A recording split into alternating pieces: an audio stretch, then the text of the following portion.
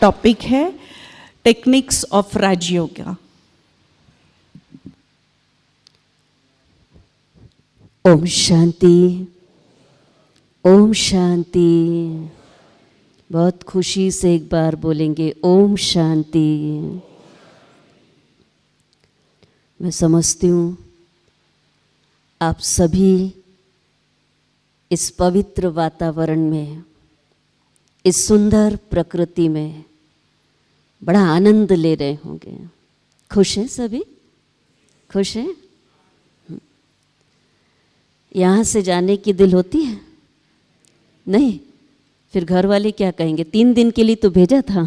हाँ, तो इतना सुंदर ये वातावरण जो हमारे तन मन को स्वस्थ कर देता और सचमुच जीवन हमारा परिवर्तन हो जाता। अभी हम सब सुजाता बहन से फिजिकल एक्सरसाइज कर रहे थे।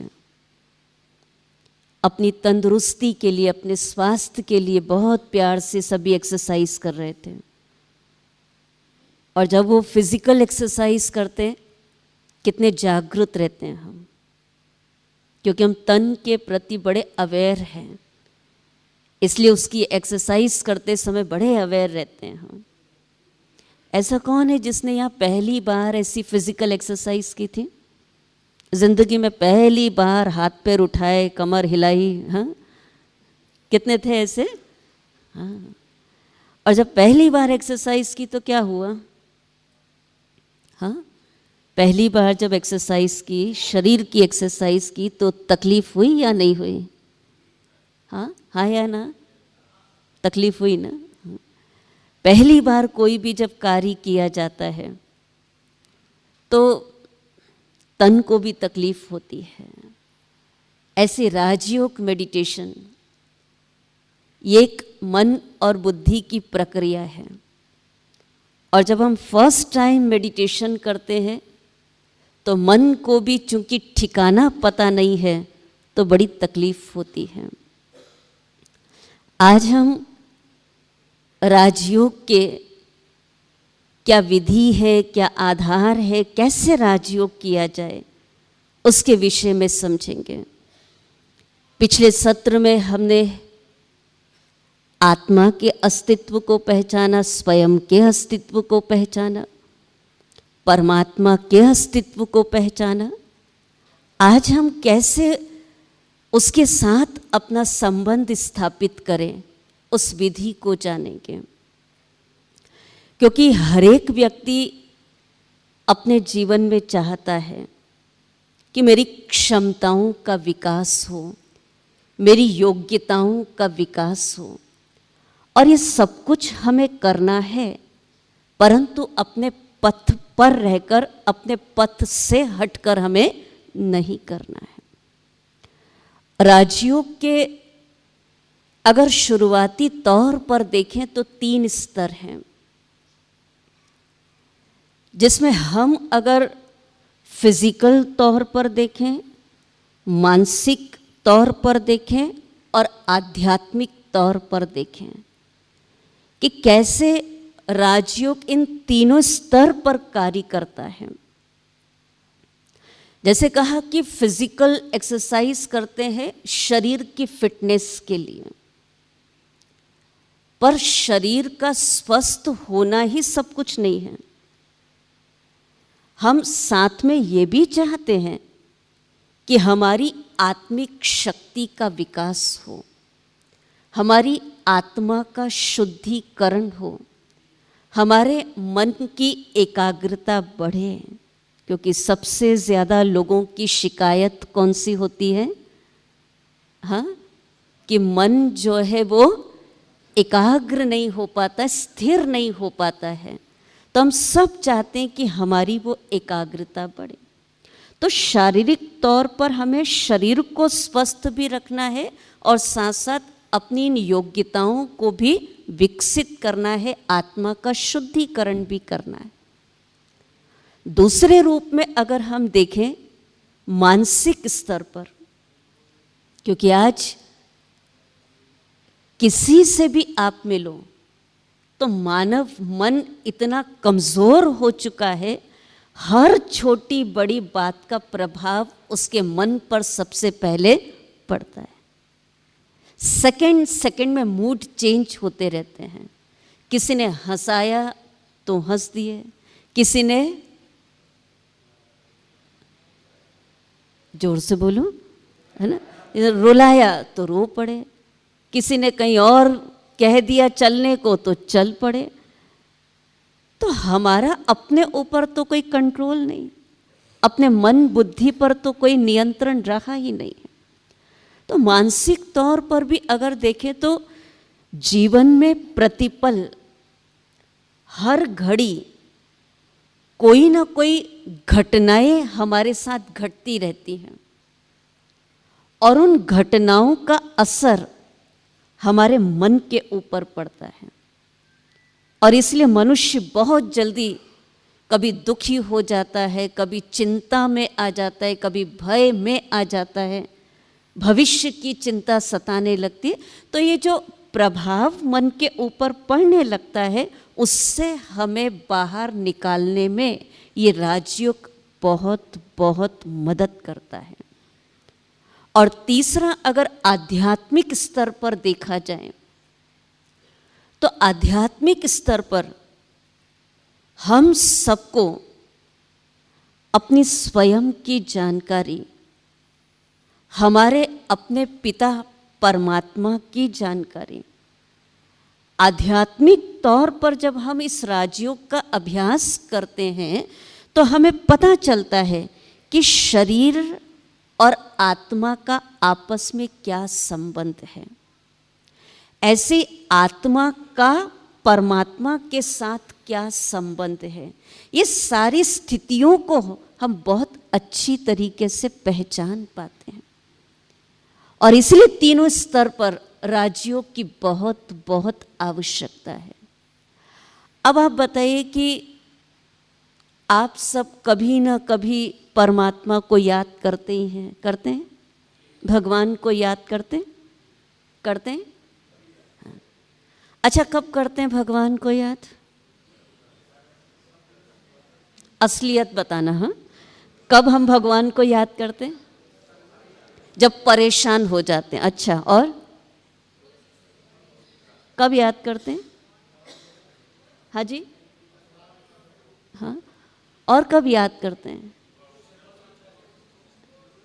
किसी चीज़ की ज़रूरत होती, कितने होशियार हैं ना हम लोग भी वैसे। हाँ, किसी चीज़ की ज़रूरत होती तब हम उसको याद करते हैं। और कब याद करते हैं? जब मिल जाता है। अच्छा, उसके बाद फिर याद करते हैं, उसके पहले कोई। अच्छा, और है ना, हमने अपने जीवन का या परमात्मा को याद करने का आधार क्या बना लिया?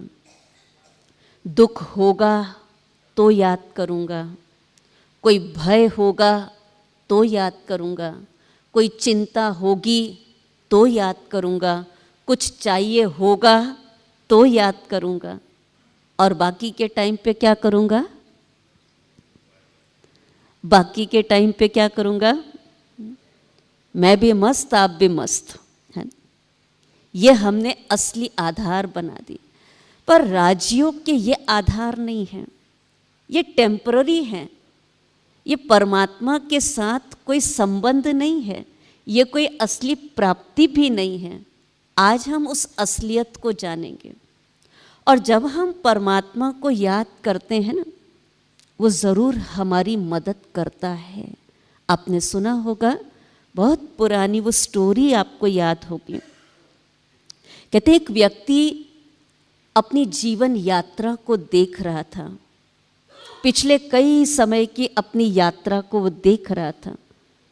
और जब वो अपनी जीवन यात्रा को देख रहा था तो उस यात्रा में उसको नज़र आता है कि कहीं कहीं जब मैं चलता हूँ तो मुझे 4 पैर के निशान दिखाई देते हैं, और कभी कभी मैं जब चलता हूँ तो मुझे सिर्फ 2 पैर के ही निशान दिखाई देते हैं। अब जब वो व्यक्ति बहुत गौर से अपनी यात्रा को देखता है कि कब उसको 4 पैर के निशान दिखाई देते हैं और कब उसको 2 पैर के निशान दिखाई देते हैं।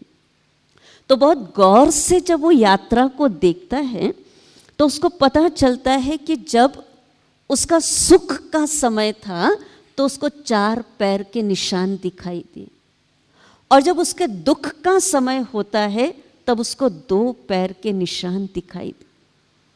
तो वो भगवान को कहता है, भगवान ऐसा क्यों? सुख में तो सारी दुनिया साथ देती है और आप भी उस समय साथ देते हो, और दुख में तो मैं अकेला पड़ जाता हूं, कोई मेरा साथ देने वाला नहीं होता। परमात्मा ने बहुत प्यार से उस बच्चे को समझाया, उस व्यक्ति को समझाया। जानते हो, जब आपके सुख के दिन होते हैं और आपको 4 पैर के निशान दिखाई देते हैं तो वो 4 पैर में 2 पैर आपके और 2 पैर भगवान के होते हैं। लेकिन जब आपके दुख के दिन होते हैं और आपको 2 पैर के निशान दिखाई देते हैं तो उस समय मैं आपको अपनी गोदी में उठा लेता हूं, इसलिए आपको सिर्फ अपने ही 2 पैर के निशान दिखाई देते हैं।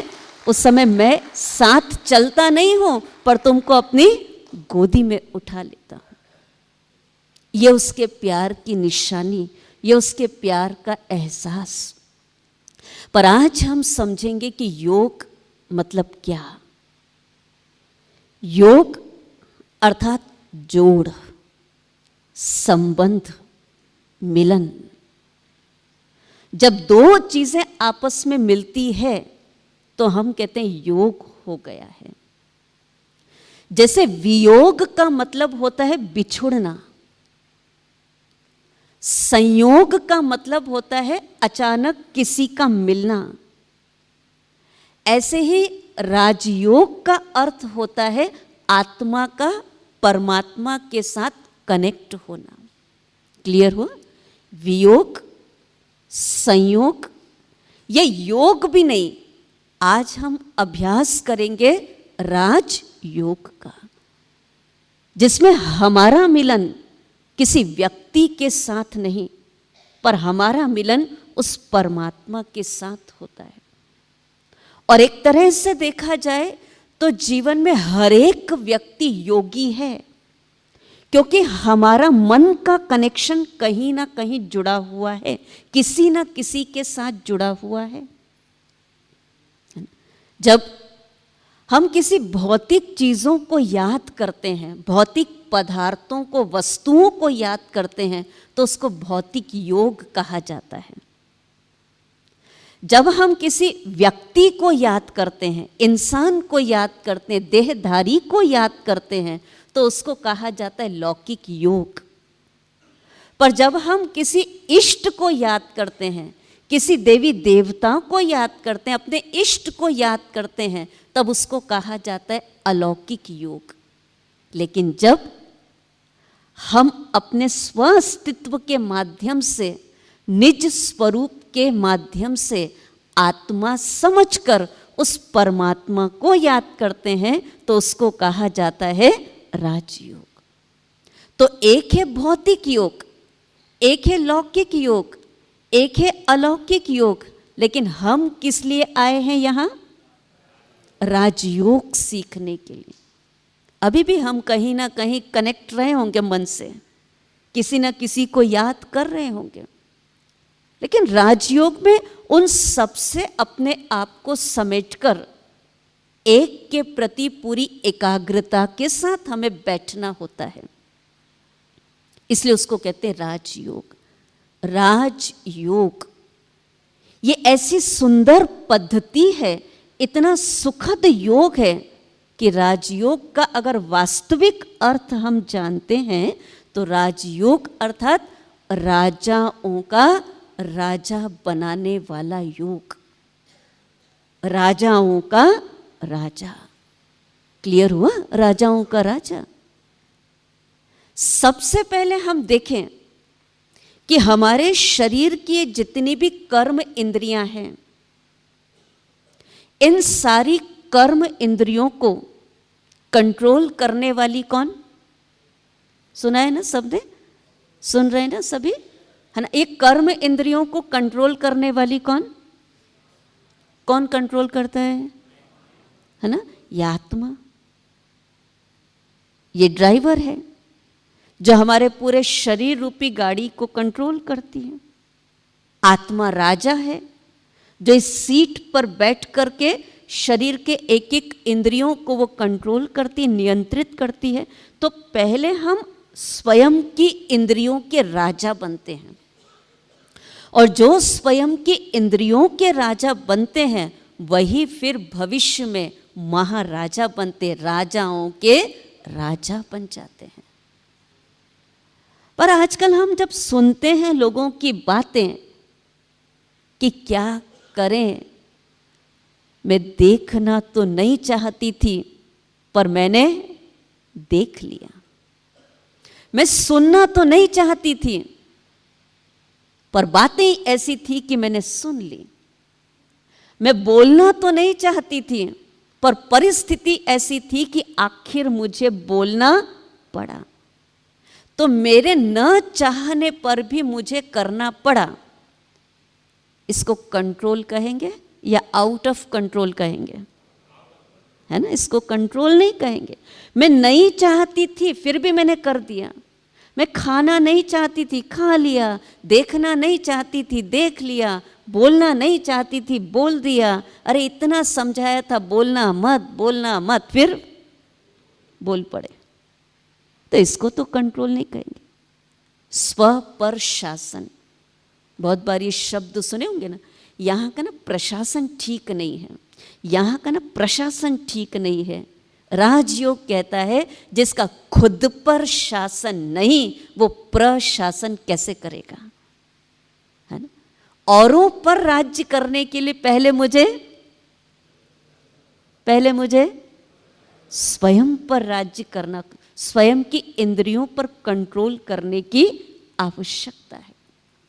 और इसीलिए इसको कहा जाता है राजयोग। हम स्व पर नियंत्रण पूरी तरह से कर पाते हैं, अपनी कार्य प्रणाली को व्यवस्थित रूप से चला पाते हैं। और इस राजयोग को आप देखो तो अलग अलग नामों से भी जाना जाता है। ये मुख्य तो है राजयोग, लेकिन इसको अलग अलग नामों से भी हम जानते हैं। इसको ज्ञान योग भी कहा जाता है, क्योंकि ज्ञान का अर्थ होता है समझ। अब मुझे परमात्मा को याद करना है। अब याद कब कर सकूंगी? जब मुझे उसकी समझ होगी, उसकी नॉलेज होगी, ज्ञान होगा। तो जब तक ज्ञान नहीं तब तक, आगे बोलो, है ना, जब तक ज्ञान नहीं, जब तक समझ नहीं, तब तक योग लग नहीं सकता। ऐसे इसको भक्ति योग भी कहा जाता है। भक्ति योग अर्थात ये एक भावनात्मक विषय है। भक्ति अर्थात एक भावना प्रधान विषय है। लेकिन फर्क पड़ गया है पहले की भक्ति और आज की भक्ति। मीरा का कृष्ण के साथ कितना प्यार था, और कैसा प्यार था? मीरा का कृष्ण के साथ प्यार था। कैसा प्यार था? कैसा प्यार था? निस्वार्थ प्यार था। कुछ चाहना नहीं थी, पर एक मन की लगन थी, दिल की लगन थी, निस्वार्थ प्यार था। और इसीलिए तो उसके लिए जहर भी क्या बन गया? जहर भी क्या बन गया? अमृत बन गया। आज ऐसा प्यार किसी का है? निस्वार्थ प्यार है, भगवान के प्रति है, इंसान के प्रति है? नहीं है। ऐसा प्यार है कहाँ? आजकल तो प्यार में स्वार्थ आ गया है और स्वार्थ में सौदा हो गया है। क्या आप मेरे लिए, आगे बोलो, आप मेरे लिए कुछ करोगे तो मैं आपके लिए कुछ करूंगा। ये स्वार्थ, लेन देन की भावना, ये सौदे की भावना, वो सच्ची प्रीत रही कहाँ? आप करोगे तो मैं करूँगा। हे भगवान, इस बार परीक्षा में पास कर दोगे तो 11,000, एक नारियल ये वो प्रसाद। आप करोगे तो मैं करूँगा। तो फिर सच्ची प्रीत नहीं, तो फिर सच्ची प्राप्ति भी होती नहीं है ना? वो सच्चा प्यार नहीं है। तो भक्ति योग अर्थात परमात्मा के साथ हम कैसे निस्वार्थ रूप से जुड़ सकें, उसको याद कर सकें, और जिसमें सिर्फ संबंध जोड़ कर रखा है, ऑटोमेटिक प्राप्तियां होती रहती हैं। और फिर इसको कर्म योग भी कहा जाता है। राजयोग को कर्म योग भी कहा जाता है। सुना होगा आपने, योगः कर्मेषु कौशलम। योगी व्यक्ति का हर कर्म कैसा होता है? जागृत है ना सभी? योगी व्यक्ति का हर कर्म कैसा होता है? बड़ा कुशल होता है। योगः कर्मेषु कौशलम। आजकल दुनिया में या तो कर्म चलता है और या तो योग चलता है, और ये समझा जाता है कि जब योग कर रहे हैं तो हम कर्म नहीं कर सकते, जब कर्म कर रहे हैं तो हम भगवान को याद नहीं कर सकते। दोनों को सेपरेट कर दिया है। जबकि राजयोग हमको सिखाता है कर्म और योग का संतुलन, और जब वो संतुलन बना करके चलते हैं तभी हमारे कर्म में कुशलता आती है। अब देखो, संतुलन की बात आती है तो मुझे सर्कस याद आता है। सर्कस में एक व्यक्ति पतले से तार के ऊपर जब बैलेंस बना करके चलता है तो सबका ध्यान, देखने वाले सबका ध्यान उस चलने वाले व्यक्ति पर टिक जाता है। और नीचे बैठे बैठे जब उस तार पर चलने वाले व्यक्ति को हम देखते हैं तो देखने वाले को भय होता है कहीं ये गिर ना जाए, कहीं कुछ हो ना जाए, तार टूट ना जाए। पर चलने वाले को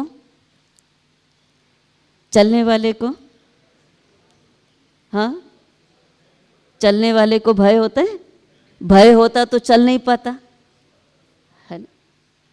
उसको अपना संतुलन पे पूरा विश्वास है कि मैं अपने संतुलन को खो नहीं सकता। तो जो नीचे बैठे सबकी निगाहें उस पर टिक जाती हैं। और आप देखो, सड़क पे हजारों लोग चल रहे हैं, कोई किसी को देखने वाला है? कोई किसी को देखने वाला भी नहीं, बल्कि एक दूसरे को टक्कर मार करके चल रहे हैं। अब कहाँ वो एक तार पर चलने वाले को हजारों देख रहे हैं और कहाँ हजारों चलने वालों को कोई देखने वाला नहीं।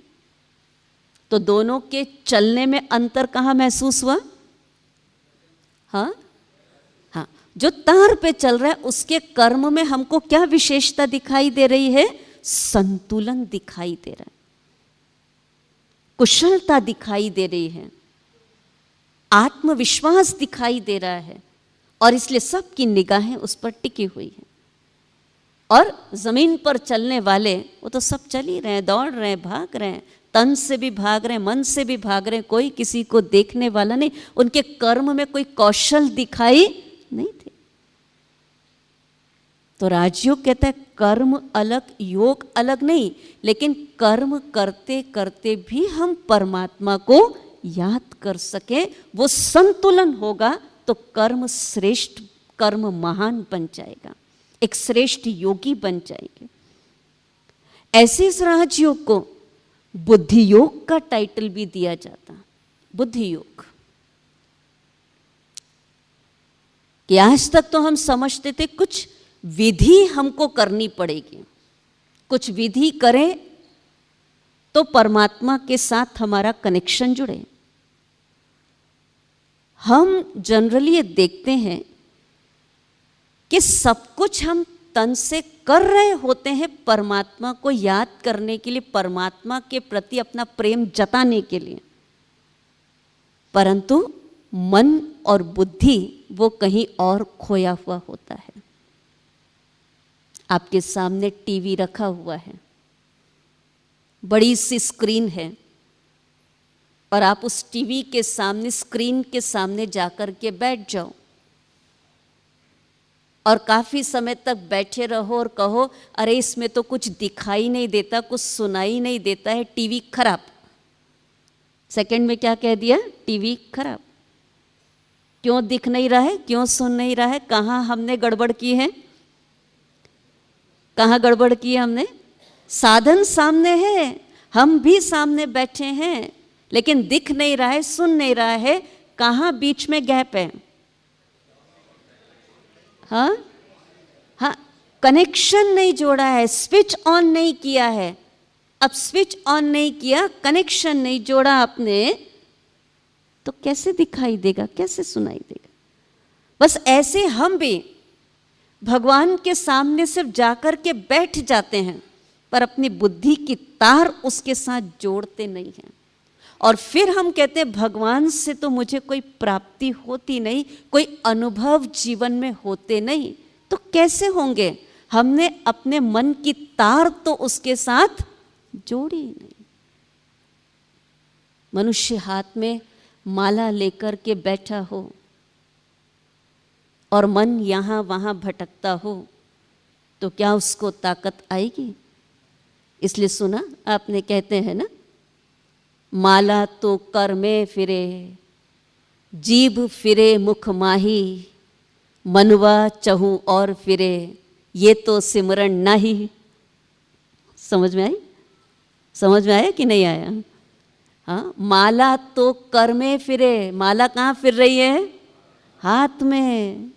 जीभ फिरे मुख माही, परमात्मा का नाम कहाँ घूम रहा है? मुख के अंदर घूम रहा है। मनवा अभी तो यही है ना, कि कहीं बाहर है? हाँ, कब छूटे बाहर जाए ऐसा वाला तो मनवा नहीं है ना अभी। मनवा चाहूं और फिरे, ये तो सिमरन ना। फिर तो कितनी माला फेर लो, कितना ही नाम ले लो, ताकत कहाँ से आएगी? कनेक्शन जोड़ा ही नहीं, तार जोड़ा नहीं। इसलिए बुद्धि योग, और जितना बुद्धि का संबंध हम उसके साथ करते हैं, तो जैसे कहा कर्म में कुशलता, विचारों में शक्ति, सब कुछ हमें प्राप्त होने लगता है। और ऐसे इस राजयोग को संन्यास योग भी कहा जाता है। जब संन्यास की बात आती है तो कईयों को लगता है पता नहीं सब कुछ छोड़ना पड़ेगा। इस डर से तो नहीं बैठे ना? इस डर से तो नहीं बैठे? किसी को है ऐसा कोई डर? अरे है ना, यहाँ राजयोग सीखेंगे तो सब छोड़ना पड़ेगा, सन्यासी बनना पड़ेगा, वस्त्र चेंज करने पड़ेंगे, खान पान चेंज करना पड़ेगा, घर परिवार चेंज करना पड़ेगा, कहीं जंगल में जाना पड़ेगा। नहीं, सन्यास का मतलब क्या? सन्यास का मतलब ये सब चीजों का त्याग नहीं। असली त्याग तो हम जीवन में कर ही नहीं पाते हैं। जो छोड़ना चाहिए वो छोड़ नहीं पाते हैं, और जो नहीं छोड़ना है उसके डर से हम कुछ कर भी नहीं पाते। सन्यास मतलब आत्मा के अंदर कई प्रकार की बुराइयां, कई प्रकार की कमियां हैं, कई प्रकार के अवगुण हैं, और जिसको हम बहुत समय से त्यागना चाहते हैं, पर हमारे पास वो ताकत नहीं होती कि हम अपनी कमी को किसी के आगे समर्पित कर सकें। परमात्मा एक ऐसी ऊंची ताकत, ऐसी ऊंची शक्ति है, जब हम अपने अंदर की सारी कमजोरी, सारी बुराइयां उसको अर्पित कर सकते। सन्यास मतलब अपने अंदर की बुराइयों का त्याग, सन्यास। एक योगी बनने के लिए कोई जंगल में जाने की जरूरत नहीं। अगर सारे के सारे जंगल में चले जाएंगे तो क्या होगा? आवाज ही बंद हो जाएगी, ऐसा है ना। सारे के सारे अगर जंगल में चले जाएंगे तो क्या होगा? क्या होगा? हम जंगल में और जंगल वाले, अच्छा ऐसा हम जंगल में चले जाएं तो जंगल में तो मंगल और घर खाली हो जाएंगे। राजयोग ये नहीं कहता कि आप घर परिवार का त्याग करो, आप कोई वस्त्र को चेंज करो, पर राजयोग सिखाता है अपनी अंदर की कमियों को त्यागो, अच्छाइयों को धारण करो। यह है सही रूप से त्याग। पर जहाँ त्याग की बात आती, इंसान घबराता है, छोड़ना पड़ेगा, लेकिन उसके पीछे दूसरा हिस्सा हम देखें कि क्या हमको मिलने वाला है। जितना मिलने वाला है उसके कंपैरिजन में देना तो बहुत कम होता है। और लास्ट इसको समत्व योग भी कहा जाता है। समत्व अर्थात जहाँ मन और बुद्धि का समन्वय होता है, संतुलन होता है। ऐसे राजयोग को बहुत सारे अलग अलग नामों से हम जानते हैं।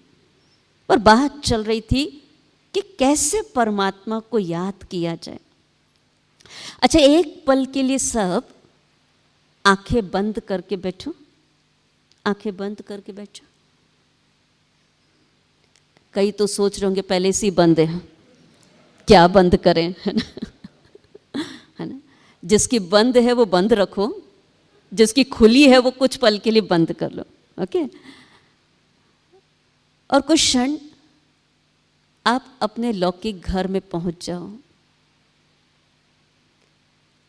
अपने माता पिता को सामने देखो, माता पिता से यहाँ के वातावरण की सुंदर सुंदर बातें करो, अनुभव शेयर करो।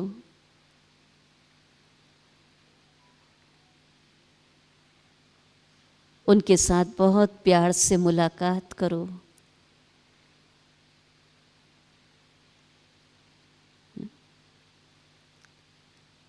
चालू है मुलाकात? अच्छा, अब कुछ पल के लिए मेरे घर चले जाओ, मेरे घर चले जाओ, संगीता बहन के घर चले जाओ, लौकिक घर चले जाओ,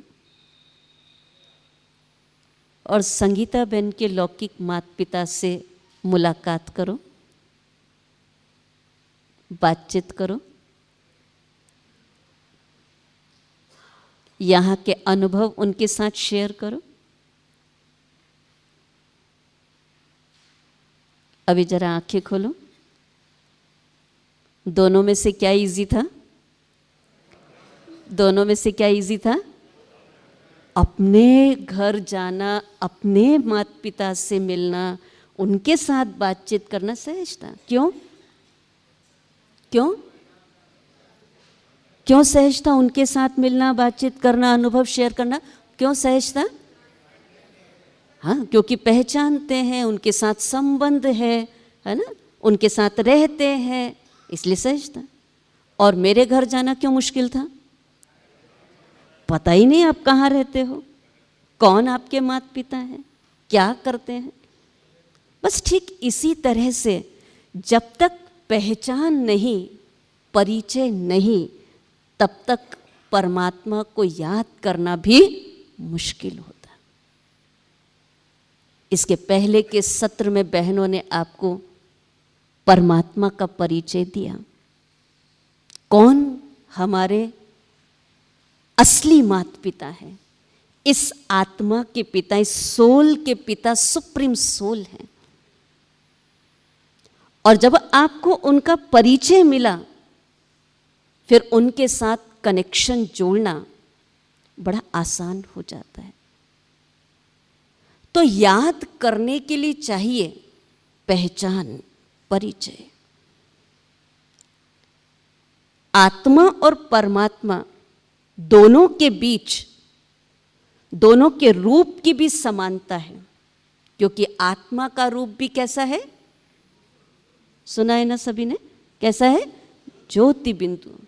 तो आत्मा के पिता परमात्मा का रूप भी कैसा है? ज्योति बिंदु स्वरूप। आत्मा का घर कौन सा है? परम धाम। परमात्मा का घर कौन सा है? परम धाम। तो दोनों के धाम की भी समानता है। आत्मा के गुण कौन से हैं? कौन से? रिवाइज करें ना, आपने पहले सुना है। तो आत्मा के गुण कौन कौन से हैं? सुख, शांति, प्रेम, आनंद, पवित्रता, ज्ञान, शक्ति, ये आत्मा के गुण हैं। परमात्मा के गुण कौन से हैं? यही सब परमात्मा के भी गुण हैं। तो गुणों की भी समानता, पर वो सागर है, हम उसके स्वरूप हैं। नाम वो पिता शिव, हम हैं आत्माएं। अब रूप की समानता, धाम की समानता, गुणों की समानता, जब हमको ये पहचान परिचय मिल जाता है तो परमात्मा को याद करना बड़ा सहज हो जाता है। परिचय के साथ साथ फिर चाहिए संबंध। संबंध। आज तक हम मंदिरों में जाकर देवी देवताओं के आगे जाकर के क्या उनसे हम संबंध जोड़ते थे? क्या संबंध की बातें करते थे? क्या गायन गाते थे? मंदिरों में जाते हैं तो हम क्या कहते हैं उनके आगे? बोलो, सबने कहा है, ऐसा कोई नहीं जिसने नहीं कहा होगा। त्वमेव त्वमेव माताश्च पिता त्वमेव त्वमेव बंधुश्च सखा त्वमेव। हमने संबंध जोड़े ना। अब ये गाया तो सही, पर निभाया कितना? घर में आकर के ये संबंध निभाया कि सिर्फ वहां जाने तक, वहां गाने तक सीमित था, कहने तक सीमित था, लेकिन हमने उस संबंध को कभी निभा करके देखा नहीं। देखो, लौकिक में पिता पुत्र का संबंध हो, पिता बेटे का संबंध हो, भाई बहन का संबंध हो, आज माता और बच्चे का संबंध है। बच्चा कहीं दूर दराज पढ़ रहा हो, हॉस्टल में पढ़ रहा हो, कहीं दूर रह रहा हो, विदेशों में रह रहा हो, तो माँ को कितना प्रतिपल अपने बच्चे की याद रहती है। इस समय मेरा बेटा क्या कर रहा होगा, क्या खा रहा होगा, क्या पी रहा होगा, क्या कर रहा होगा, पल पल उसकी याद रहती है। क्यों याद है? क्यों याद आ रही है? क्योंकि माँ का है ना उस बच्चे के साथ संबंध है, माँ बेटे का संबंध है। तो हर कर्म के समय माँ इधर खा रही होगी खाना, उधर उसको याद आता होगा मेरा बेटा इस समय क्या खा रहा होगा, क्या कर रहा होगा। तो संबंध है। कहना नहीं पड़ता है कि आप अपने बेटे को याद करो, पर लगातार वो माँ अपने बच्चे को कोई ना कोई कार्य के समय याद करती रहती। संबंध है। ऐसे जब हम परमात्मा के साथ अपना संबंध जोड़ लेते हैं तो हमें परमात्मा को याद करना भी आसान हो जाता है, सहज हो जाता है। और तीसरा, जब संबंध है तो संबंध के साथ साथ चाहिए सच्चा स्नेह, सच्चा प्यार। जो पहले भी कहा, प्यार कैसा हो? निस्वार्थ प्यार हो, सच्चा स्नेह। परमात्मा को कहा जाता है सत्यम शिवम सुंदरम। कितनी ऊंची, कितनी महान शक्ति है जो सत्य भी है और सुंदर भी है, कल्याणकारी है, और उसके प्रति मेरा अगाध स्नेह है, क्योंकि उसने मेरे लिए बहुत कुछ किया है, मुझे बहुत प्यार दिया है, मुझे बहुत सहयोग दिया है। स्नेह है। तो जहां स्नेह की तार जुटती है वहां याद करना बड़ा आसान हो जाता है। कहते हैं ना, याद में भी अलग अलग प्रकार की याद होती है। एक याद होती है, एक याद करना पड़ती है। कोई प्रसंग होता है तो एक एक को क्या करना पड़ता है? याद करना पड़ता है।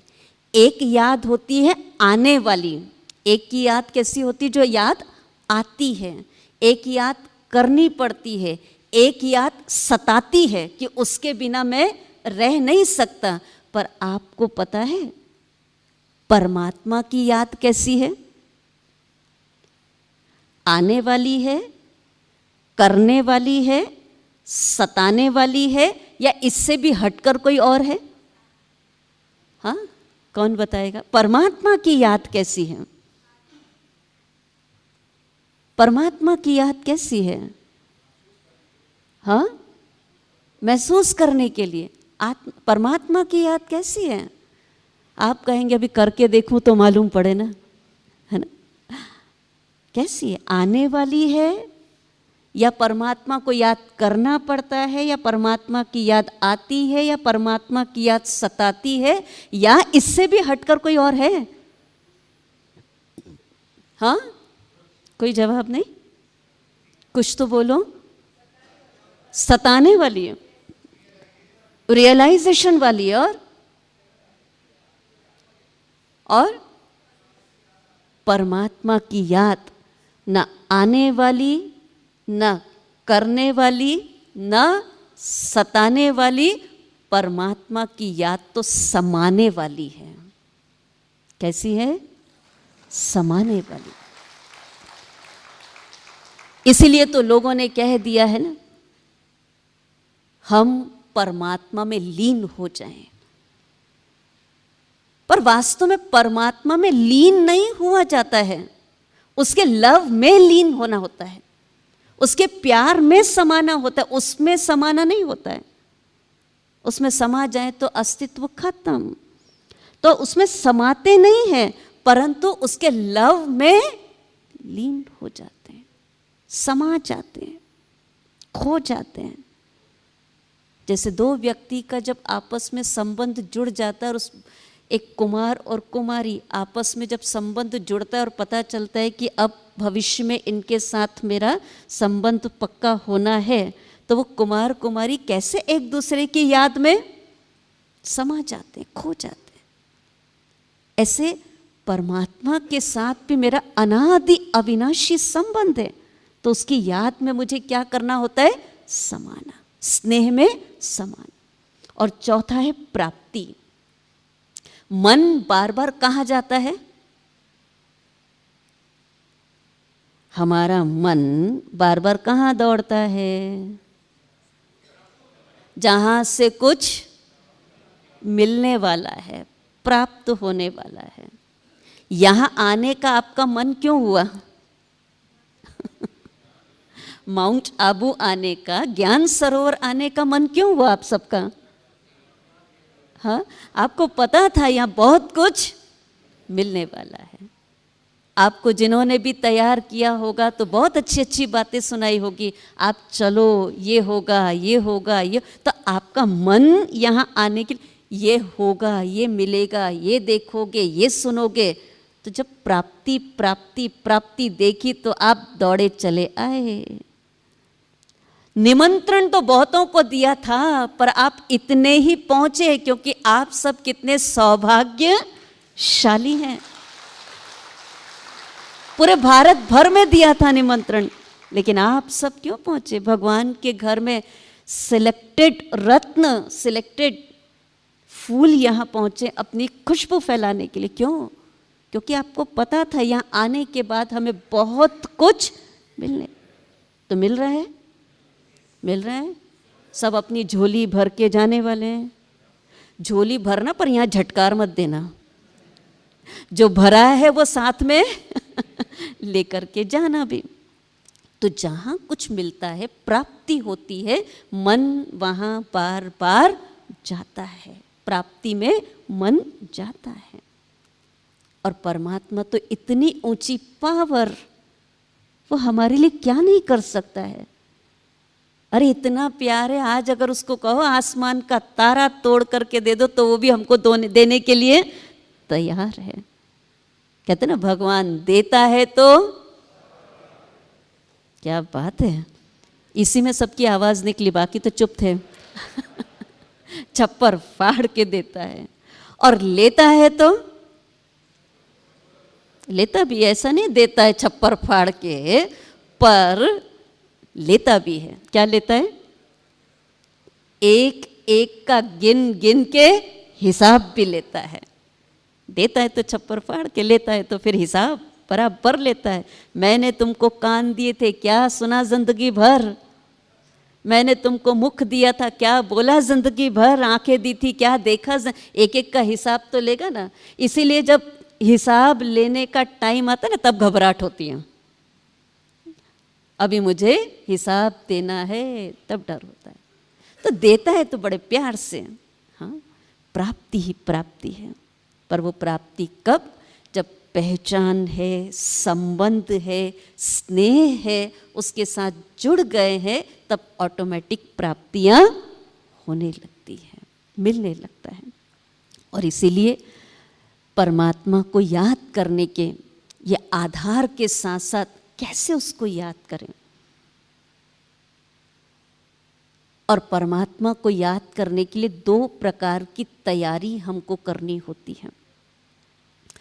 एक फिजिकली बाह्य तैयारी और दूसरा मेंटली मानसिक तैयारी। क्योंकि ईश्वर की याद ये एक बहुत बड़ी यात्रा है और उस यात्रा के लिए हमें तैयार करना पड़ता है अपने मन और बुद्धि को।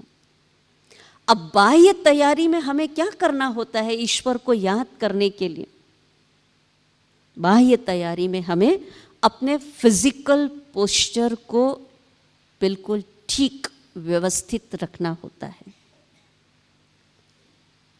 अगर हम नीचे बैठे हैं तो हमें अपनी सुखासन की स्थिति में दोनों पाँव को फोल्ड करके और इस तरह से हम बैठते हैं ना मेडिटेशन के लिए, तो हमारे अंदर जो भी एनर्जी ब्लॉक है वो सारी एनर्जी सर्कुलेट होने लगती है। ये पोजीशन है। और जब हम सोफे पे या कुर्सी पर बैठे हैं तो हमारा पोस्चर कैसा होना चाहिए? अगर हम दोनों पैर को नीचे रखते हैं तो दोनों पैर सीधे नीचे रखना, दोनों पैर के बीच थोड़ा सा गैप, और फिर कमर को सीधा, कंधों को सीधा, और अपने हाथ को इस तरह से रख करके एक योगी की पोजीशन में। आप देखो कहीं भी साधु, सन्यासी, महात्मा, संत या कोई योगी जब तपस्या कर रहे होते ना तो ऐसे नहीं बैठे होते हैं, वो बड़े सीधे बैठे होते हैं। ये पोस्चर होता है तन को व्यवस्थित। कई बार हम देखते हैं ना लोग कुर्सी पर बैठते ना तो वो आधी कुर्सी पीछे से छोड़ देते हैं और आगे खिसक करके आधा बैठते ताकि शायद पीछे किसी और को बिठाना होगा, है ना। हमें पूरी तरह से अपने को कुर्सी मिली है तो आराम से स्थित होना है उस चेयर के ऊपर, दोनों पैर के बीच गैप, और इस तरह से। तो हमारा फिजिकल पोस्चर भी ठीक होना चाहिए, क्योंकि तन की स्थिरता के साथ साथ हमें मन को स्थिर करना है। पहले तन को स्थूल से हमें सूक्ष्म की ओर जाना है। क्योंकि आपने गीत सुना होगा ना, एक बहुत पुराना गीत है फिल्मी, तन डोले, जोर से बोलो, तन डोले मेरा मन डोले। अभी तो नहीं डोल रहा है ना? किसका तन मन डोल रहा है अभी? हाँ, तन डोले। अब तन ही डोल रहा हो तो मन तो पहले से ही डोल रहा है, भटक रहा है इधर उधर, हमको उसी को ही तो ठिकाने लगाना है। तो पहले स्थूल रूप से अपने आप को तैयार करना है, तन की स्थिरता, और फिर धीरे धीरे हमारे मन की एकाग्रता बाह्य स्वरूप से। और इसलिए हमें ध्यान रखना इसकी विधि में 3P, इसकी विधि में 3P, प्रेजेंट में रहना है, पॉजिटिव सोचना है, और पर्सनल परमात्मा के साथ मुलाकात करना है। ये विधि है। इंसान या तो भविष्य का सोचता है या भूतकाल का सोचता है, पर वर्तमान में तो वो कभी जीता ही। तो मैं किस पर्पस से मेडिटेशन करने बैठी हूं, उस वर्तमान में स्थित होकर के, और फिर मुझे ध्यान करना है, प्रेजेंट में रहना है, ना पास्ट ना फ्यूचर, प्रेजेंट।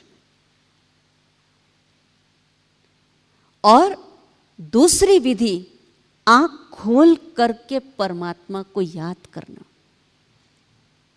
अब तक जब भी किसी को ध्यान करने के लिए कहा जाता था, मेडिटेशन करने के लिए कहा जाता था, तो वो क्या समझते थे, ध्यान कब लगेगा, आंख बंद। और आपको पता है आंख बंद होती है तो कहाँ चले जाते हैं, है ना? आंख बंद होती है तो ध्यान ध्यान नहीं होता है, पर हम निद्रा लोक में पहुंच जाते हैं, कहीं और पहुंच जाते हैं। वो विधि नहीं है। आंख खोल करके हमें ईश्वर का ध्यान करना, याद करना। आप कहेंगे ये तो नई बात है, आज तक तो आंख बंद करना बड़ा सहज, कुछ नहीं दिखाई देगा तो भगवान को याद करना आसान। लेकिन परमात्मा ने हमको क्या बनाया है, कर्म योगी। कर्म योगी। और कर्म कैसे किया जाता है, आंख बंद करके काम किया जाता है, आंख खोल करके। ऐसे चलते चलते कोई व्यक्ति ठोकर खा लेता है तो कहते हैं क्यों आंख बंद करके चल रहे हो क्या, है ना? उनको ऐसे हम कह देते हैं आंख बंद करके चल, तो चल भी रहे हैं, आंख खोल के चल रहे हैं, एकाग्रता के साथ चल। जो भी कर्म करेंगे हम आंख खोल करके करें, आंखें खुली हो और मन की तार परमात्मा के साथ जुड़ी हो। ये बहुत बड़ा एक आईना है जिसके माध्यम से हम बहुत सारी एनर्जी को प्राप्त कर सकते हैं। इसलिए जब हम घर से कभी मंदिर जाते हैं तो हम घर वालों को क्या कह करके जाते हैं, मैं कहाँ जा रहा हूँ? मंदिर में किस लिए जाते हैं? मंदिर में किस लिए जाते हैं? दर्शन करने के लिए। और मंदिर में जाके क्या करते हैं? जब दर्शन का समय होता है तब क्या करते हैं? आंख बंद कर लेते हैं। तो दर्शन कराने गए थे या करने गए थे, है ना? मतलब घर में तो हम क्या बोलकर गए, मैं दर्शन करने जा रहा हूं। और जब दर्शन करने का समय आया तब क्या किया? तो दर्शन कराया या किया? आंखें बंद कर ली उस समय? नहीं, आंखों से दर्शन किया जाता है। इसलिए कहते हैं आपकी नजर पड़ी तो मैं नजर से निहाल हो गया, आपकी कृपा दृष्टि मेरे ऊपर बनी रहे। आपके ये जो नयन है, दया दृष्टि है, कृपा दृष्टि है, ये दृष्टि में बहुत शक्ति होती है। इसलिए कहते हैं शरीर के 3 पार्ट से एनर्जी फ्लो होती है, पहले से माना जाता है। इसलिए पहले के समय में जो साधु महात्मा या महापुरुष जो भी ऐसे योगी तपस्वी होते थे, उनके चरण धोकर के पानी पीते थे, उसको क्या कहते थे? चरणामृत। कि उनकी पावर हमारे अंदर आएगी, इसलिए उसको बड़ा महत्व देते थे चरणामृत को, क्योंकि वो एनर्जी फ्लो होती थी। दूसरी एनर्जी फ्लो होती है हाथों के माध्यम से। इसलिए जब 2 व्यक्ति आपस में मिलते हैं तो पहला काम क्या करते हैं? हाथ मिलाते हैं। फिर क्या कहेंगे? बस आपका हाथ मेरे सिर पर रख दो, मेरी पीठ पर रख दो, आशीर्वाद दे दो। क्यों ऐसा कहते हैं? क्योंकि हाथों के द्वारा भी एनर्जी फ्लो होती है, एक की एनर्जी दूसरे के पास जाती है। लेकिन जो डायरेक्ट एनर्जी फ्लो होती है वो नेत्रों के माध्यम से। और एक तपस्वी आत्मा जब सारा दिन श्रेष्ठ सकारात्मक विचारों में होता है तो उन विचारों को वो अपने नयनों में भर के रखता है, उस ताकत को भर के रखता है। और उस नयन से जब वो किसी को देखता है तो सामने वाले को भी शक्ति का आभास होने लगता है। तो इस तरह से हमें आँख खोल करके बैठना है। अपने आसपास के वातावरण को भी जब हम मेडिटेशन करें तो साफ सुथरा, नीट क्लीन, स्वच्छ बनाकर रखें। कई बार सुगंधित अगरबत्ती का भी हम उपयोग कर सकते हैं उस वातावरण को सुंदर बनाने के लिए, सुगंधित बनाने के लिए।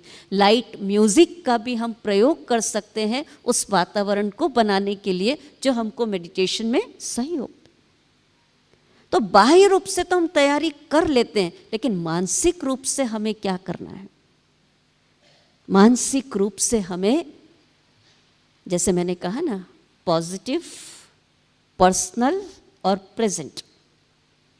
मानसिक रूप से हमें इस बात को ध्यान में रखना है, इस समय मेरी परमात्मा के साथ पर्सनल मुलाकात है ना। आपकी किसी के साथ इम्पोर्टेंट मीटिंग हो, किसी बड़े के साथ, तो आप ऐसा दरवाज़ा बंद कर लेंगे, किसी और को अंदर आने नहीं देंगे। अभी मेरी उनके साथ पर्सनल मीटिंग है। तो जब मेडिटेशन में हमें आंतरिक रूप से तैयारी करनी है, इस संकल्प के साथ कि मैं संसार की सर्वोच्च सत्ता के साथ मिलने के लिए जा रहा हूं, जो सर्वोपरि है, सर्वोच्च है, सर्वश्रेष्ठ है, उसके साथ मेरी पर्सनल मुलाकात है, कितनी खुशी होगी, कितना आनंद आएगा। और प्रेजेंट हुआ, पर्सनल हुआ, लेकिन मन को सकारात्मक संकल्पों के साथ योग में बिठाना है। अगर दुख के विचारों के साथ हम बैठेंगे तो कभी हम मेडिटेशन उदास होकर के बैठेंगे तो कभी मेडिटेशन कर नहीं पाएंगे। पर मन को सकारात्मक विचारों के साथ, मन को समझाकर अभी तुम कौन सी यात्रा पर जा रहे हो, किस यात्रा पर जा रहे हो, आपको वहाँ से क्या मिलने वाला है, कौन सी शक्ति मिलने वाली है। जब मन को आप बिल्कुल खुशनुमा बना दोगे, अपना साथी बना दोगे, तो आपको मन जो है इस यात्रा में बहुत अच्छे से साथ देगा। तो हमें स्थूल भी तैयारी करनी है और सूक्ष्म बहुत खुशी खुशी से अपनी यात्रा को करना है। इसलिए कई बार लोग सोचते कि शायद मन को शून्य कर दें तो ध्यान लग जाए, श्वास पर मन को एकाग्र कर दें तो ध्यान लग जाए, कोई मंत्र में अपने आप को टिका दें तो ध्यान लग जाए। नहीं, मन जो है कभी शून्य होता नहीं, होता है, अभी भी दौड़ रहा है, उसकी तो आदत ही क्या है, दौड़ने की। मन को शून्य नहीं कर सकते, पर मन को हम चैनलाइज कर सकते हैं सकारात्मक दिशा में। आप सही दिशा दे करके उसको उस दिशा में ले जा सकते हैं, पर उसको हम रोक नहीं सकते, शून्य जीरो नहीं कर सकते।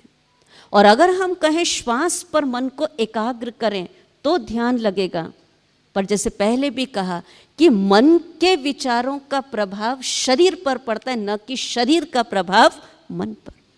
मन सारा दिन इस तन के साथ बातचीत करता है। जब बहुत विचार तेज होते हैं तो हमारे दिल की धड़कन भी बढ़ने लगती। जब मन के विचार शांत होते हैं, शक्तिशाली होते हैं, तो हमारी श्वास प्रणाली भी कैसी होती है, नॉर्मल, शांत होती है। तो जैसे जैसे विचार वैसे वैसे शरीर के ऊपर उसकी इफेक्ट। और अगर कहें कोई मंत्र में मन को टिका दें, तो मंत्र क्या है, मन प्लस त्र, ये 2 अक्षर से बना है। त्र अर्थात त्राण, सुरक्षा देने वाला, मन को प्रोटेक्ट करने वाला मंत्र।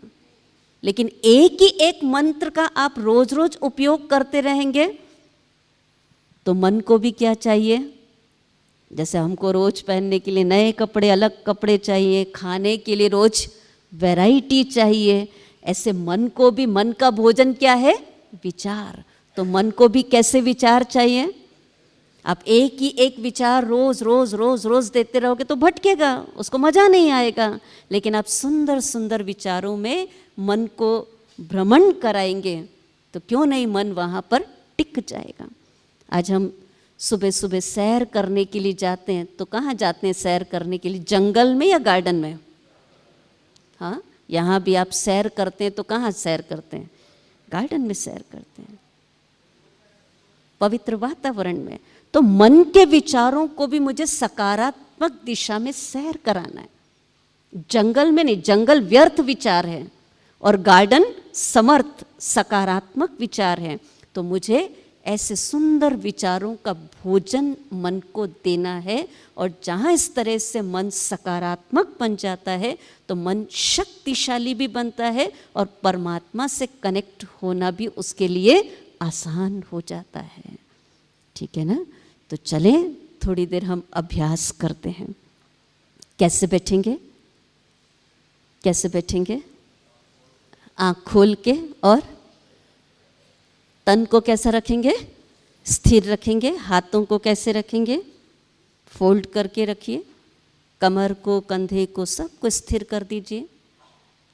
किसी की भी आंखें बंद ना हो, कैमरे में कैद हो रही है। आंखें खोल करके बैठें और जो विचारधाराएं आप सभी को दी जाएं, उस विचार से मन की सैर करेंगे, परमात्मा से मिलन मनाएंगे। एकाग्र होकर चारों तरफ से अपने ध्यान को इस पवित्र वातावरण में केंद्रित कर लें।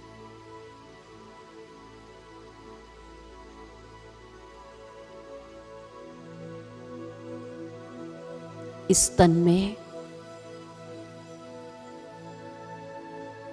मस्तक के बीच चमकता हुआ एक दिव्य सितारा हो।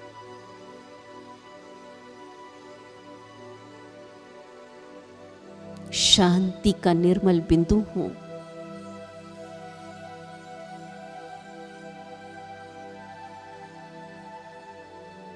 पवित्र हो।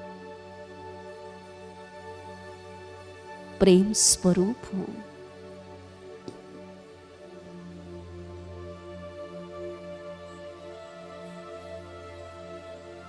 मैं आत्मा अपनी इस कर्म इंद्रियों की मालिक हूं।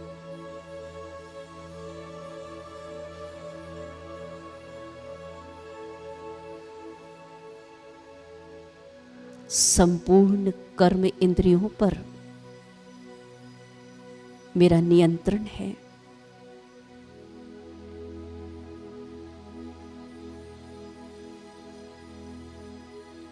इस पल ये सारी इंद्रियां शांत होकर बैठी हैं।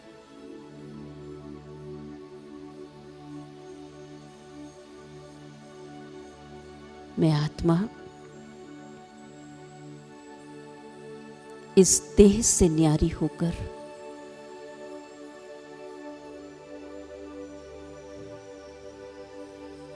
एक आध्यात्मिक यात्रा पर जा रही हूं।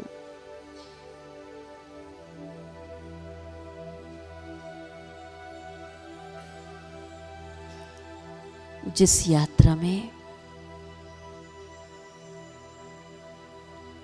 परमात्मा पिता मेरा साथी है।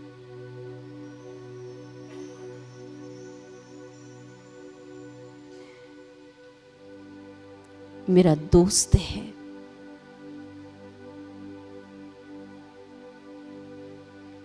जैसे मैं आत्मा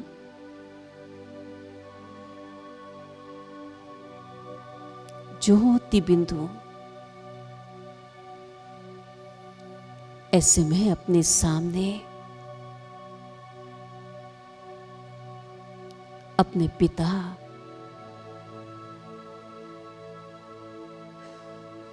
उस ज्योति बिंदु को देख रही हूं।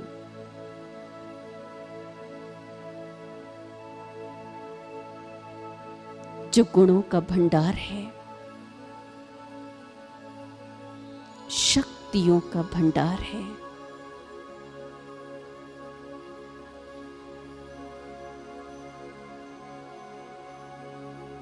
अनुभव की धारा में बहते हुए महसूस करें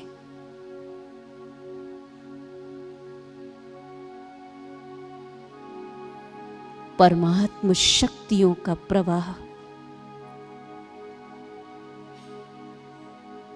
निरंतर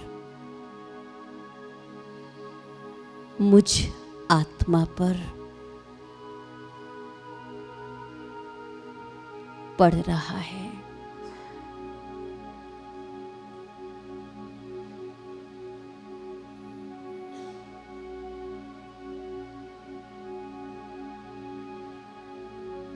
और मैं आत्मा उस गुण और शक्ति के प्रवाह से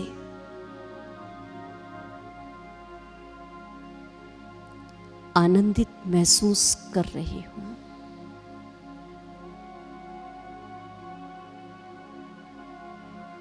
मेरे मन के सारे बोझ उस पिता को समर्पित करते हुए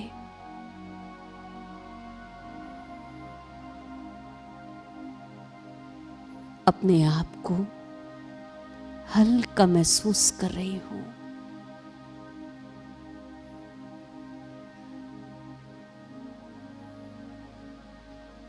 मेरा जीवन कितना खुशनुमा बन चुका है, हल्का हो चुका है।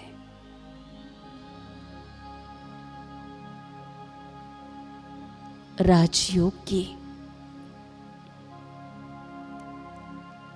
इस सुंदर यात्रा में मैं स्वयं को पूरी तरह से परिवर्तित महसूस कर रही हूं। प्रसन्न चित्त महसूस कर रही हूं।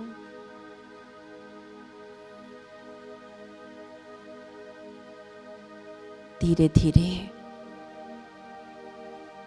सुखद यात्रा करते करते पुनः लौट आए इस देह में मस्तक के बीच।